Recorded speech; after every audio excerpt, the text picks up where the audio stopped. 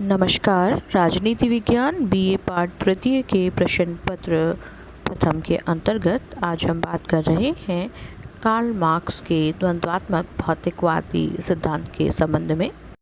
द्वंद्वात्मक भौतिकवाद का सिद्धांत मार्क्स के संपूर्ण चिंतन का मूलाधार है। इस सिद्धांत के प्रतिपादन में मार्क्स ने द्वंद्वात्मकता का विचार हीगल की द्वंद्वात्मक पद्धति से ग्रहण किया और भौतिकवाद का दृष्टिकोण फायरबाख से। इन दोनों के सम्मिश्रण से द्वंद्ववाद के सिद्धांत को एकदम नई और मौलिक दिशा उन्होंने प्रदान की। इस सिद्धांत की उपयोगिता इस तथ्य से ही आंकी जा सकती है कि मार्क्स ने इस सिद्धांत को समस्त साम्यवादियों के लिए एक दिशा निर्देशन यंत्र की उपमा दी, जिसका प्रयोग करके साम्यवादी अपनी क्रांतिकारी गतिविधियों के संचालन की दिशा निर्धारित करते हैं। द्वंद्वात्मक भौतिकवाद में दो शब्द हैं। पहला द्वंद्वात्मक, जो उस प्रक्रिया को स्पष्ट करता है जिसके अनुसार इस सृष्टि का विकास हो रहा है, और दूसरा शब्द भौतिकवाद, जो सृष्टि के मूल तत्व को सूचित करता है। मार्क्स का द्वंद्ववाद हीगल की द्वंद्वात्मक पद्धति पर आधारित है, परंतु हीगल के द्वंद्ववाद को मार्क्स ने बिल्कुल उल्टा कर दिया है। मार्क्स स्वयं कहते भी हैं कि मेरी द्वंद्ववादी पद्धति हीगलवादी पद्धति से न केवल भिन्न है बल्कि ठीक उसके उल्टी है। हीगल यह मान के चलता है कि समाज की प्रगति प्रत्यक्ष न होकर टेढ़े मेढ़े तरीके से हुई है, जिसके तीन अंग हैं, वाद, प्रतिवाद और संवाद। मार्क्स की द्वंद्वात्मक पद्धति का आधार हीगल का यही द्वंद्ववादी दर्शन है। मार्क्स के अनुसार वाद समाज की एक साधारण स्थिति है जिसमें कोई अंतर्विरोध नहीं पाया जाता। थोड़े समय बाद वाद से असंतुष्ट होकर उसकी प्रतिक्रिया के स्वरूप प्रतिवाद उत्पन्न होता है। यह निषेधात्मक स्थिति वाद की अपेक्षा अधिक प्रगतिशील मानी जाती है। वाद और प्रतिवाद में अंतर्विरोधों के फलस्वरूप एक समझौता हो जाता है, जिससे एक नए ही विचार की उत्पत्ति होती है। इसे हीगल संवाद या संश्लेषण का नाम देते हैं। यही संवाद आगे चलकर एक वाद हो जाता है, जिसका फिर प्रतिवाद उत्पन्न होकर संश्लेषण या संवाद के द्वारा फिर एक नया विचार उत्पन्न होता है। इस प्रकार यह क्रम निरंतर चलता रहता है। इस प्रक्रिया में पहले किसी वस्तु का निषेध होता है, उसके पश्चात निषेध का निषेध होता है, जिसके द्वारा एक उच्चतर वस्तु अस्तित्व में आती है।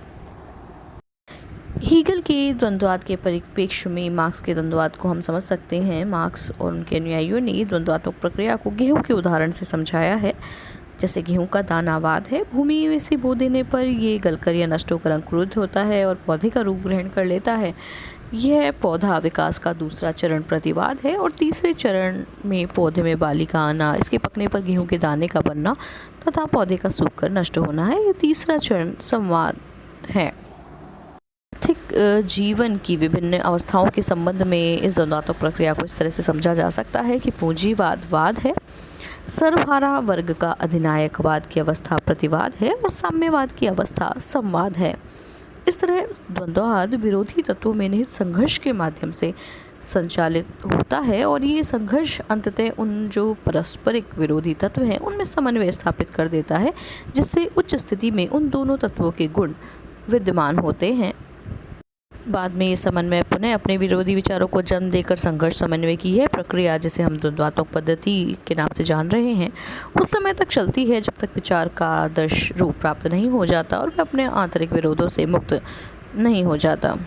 मार्क्स ने यद्यपि द्वंद्वात्मक पद्धति को हीगल से लिया है, परंतु मार्क्स का द्वंद्ववाद हीगल के द्वंद्ववाद से बहुत अधिक भिन्न है, और इसका मुख्य अंतर यह है कि हीगल एक आदर्शवादी था जिन्होंने द्वंद्ववाद का आधार विचार या आध्यात्मिकता को माना, परंतु मार्क्स के अनुसार विचार नहीं, भौतिक पदार्थ इस जगत का आधार है।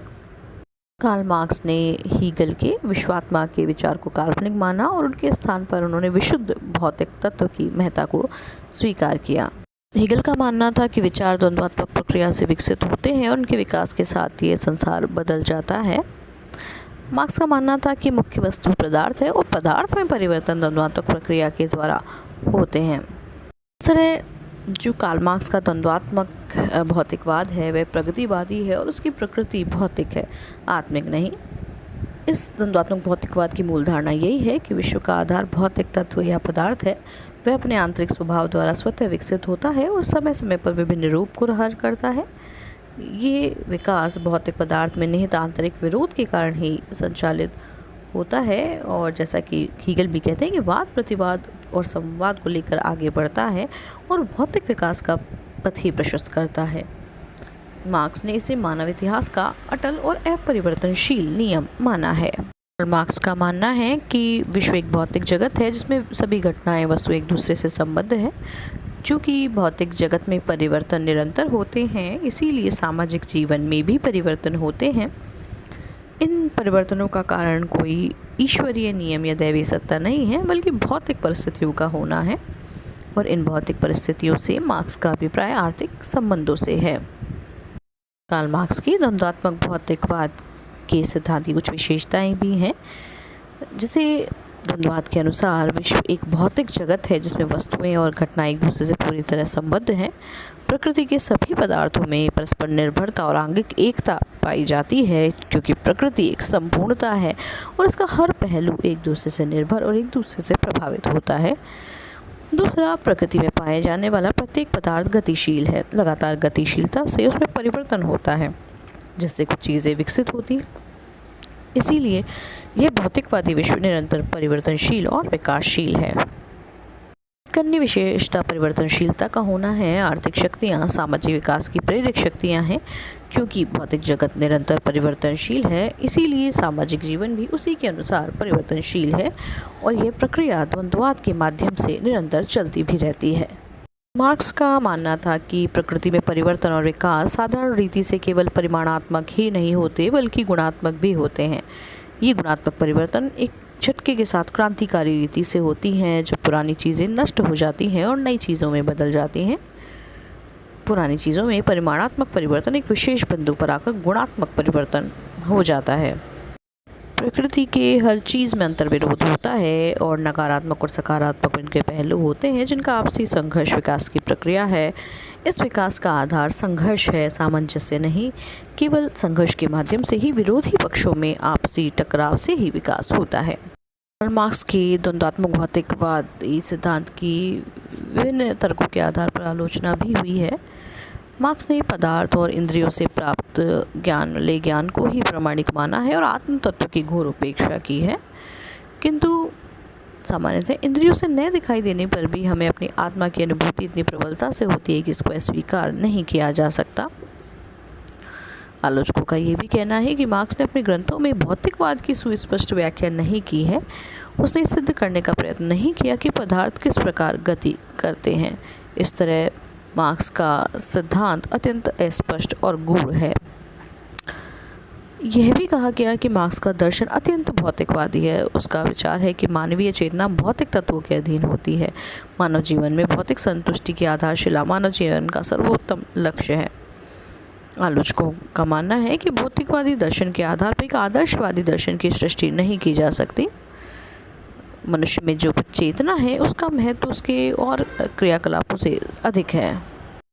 कार्ल मार्क्स चेतन तत्वों का स्रोत भी जड़ पदार्थों से मानता है, जबकि संसार में सर्वत्र चेतन व्यक्ति द्वारा जड़ शक्ति के संचालन के उदाहरण हमें देखने को मिलते हैं। क्योंकि जड़ पदार्थ में कोई गति स्वयमेव नहीं होती, मार्क्स ने उसे स्वयमेव गतिशील विकासशील मानना तर्कसंगत प्रतीत नहीं होता। आलोचक ये भी कहते हैं कि मार्क्स का यह विचार तर्कसंगत नहीं है कि सृष्टि में संपूर्ण विकास द्वंद्वात्मक पद्धति से ही होता है। गेहूं के बीज का अनुकूल परिस्थितियों में स्वयं स्वाभाविक विकास होता है। इसलिए किसी व्यक्ति को तब तक वाद प्रतिवाद और संवाद नज़र नहीं आता जब तक कि उसे हीगल और मार्क्स के दर्शन को पढ़कर उसे न समझ लिया हो। द्वंद्वात्मक पद्धति के विकास की प्रक्रिया केवल हीगल और मार्क्स के मस्तिष्क की कल्पना मात्र है। हालांकि आलोचकों द्वारा कार्ल मार्क्स के द्वंद्वात्मक भौतिकवाद के सिद्धांत की आलोचना की गई है। द्वंद्वात्मक भौतिकवाद के आधार पर कार्ल मार्क्स उस नए समाज की स्थापना का तर्कपूर्ण औचित्य सिद्ध करना चाहते थे, जिनके भविष्य में निर्माण की वे कल्पना करते थे। गतिशीलता के आधार पर पूंजीवाद के नष्ट होने पर समाजवादी मार्ग की वह पुष्टि करते थे। गुणात्मक परिवर्तन के आधार पर उन्होंने बताया है कि शोषण जब विशेष मंजिल पर पहुंचेगा, श्रमिक वर्ग की संख्या और शक्ति बढ़ेगी तो श्रमिक वर्ग क्रांति करेगा, न कि धीरे धीरे पूंजीवाद का अंत होगा। सिद्धांत के आधार पर उनका यह भी कहना है कि प्रत्येक पदार्थ में जिस तरह अंतर्निहित विरोध होते हैं, ऐसे ही विरोध समाज में होते हैं और इन विरोधी शक्तियों के मध्य वर्ग संघर्ष चलता है। इस तरह पूंजीवाद में स्वयं ही अपने विनाश के बीज विद्यमान रहते हैं। मार्क्स ने इस सिद्धांत का प्रयोग करके धार्मिक रूढ़ियों और धर्माधिकारी सत्ताओं के आडंबरों के विरुद्ध भी किया है। भौतिकवाद के इस सिद्धांत ने समाज में धर्मनिरपेक्षता की शक्तियों को भी सुदृढ़ किया। इस प्रकार आज के अपने इस वीडियो में हमने कार्ल मार्क्स द्वारा प्रतिपादित द्वंद्वात्मक भौतिकतावाद के सिद्धांत पर बात की, जो कि सृष्टि के विकास की क्या प्रक्रिया है, क्या पद्धति रही है, उसको स्पष्ट करता है। धन्यवाद।